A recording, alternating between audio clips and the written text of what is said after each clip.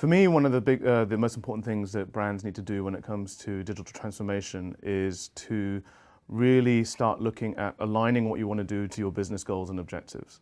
So what that does is make sure that you can more easily win buy-in from the C-suite. So when we look at what digital meant in the past, it was often about more clicks, likes, get people on the internet and stuff, where now we're actually seeing businesses need to prove the value of what they're doing at an executive level. And the only way you're going to do that is by tying what you want to achieve with digital to real business objectives. So that could be, I want to improve customer service, so I want to improve our NPS scores, Net Promoter Scores. I want to drive sales. I want to make our customers happier, and so forth, and make our customers more loyal.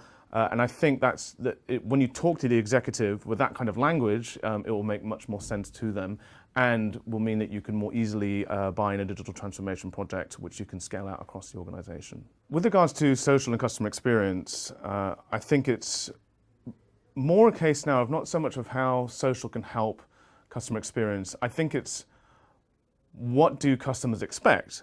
And customers expect a great experience no matter what medium, what platform, what sort of interaction they're having with the company is. And social is one of those, one of the key channels now where customers are deciding, discovering, and buying products and services.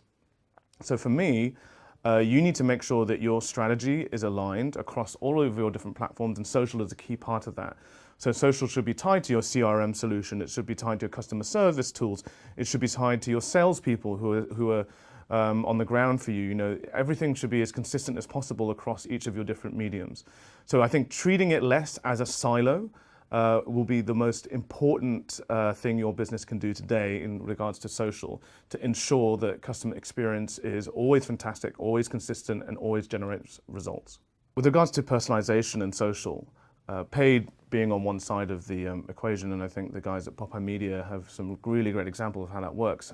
What I really think with regards to organic social is that it stays the same as it always has done with social.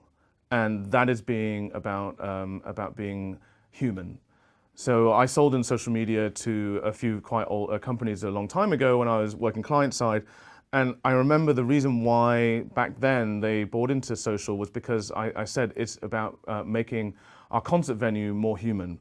So decreasing barriers and making people the forefront of what we're trying to do. So now I think it's really important to look at all the conversations that are happening out there, react to those people, not in an automated way, but in a human way, and treat people like you would if you were meeting them in store, or if you were going to a sales meeting, or if they came in and called you to complain about something.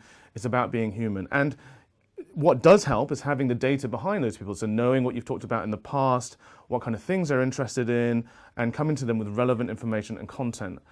So I think being human first is the most important thing around personalization on social.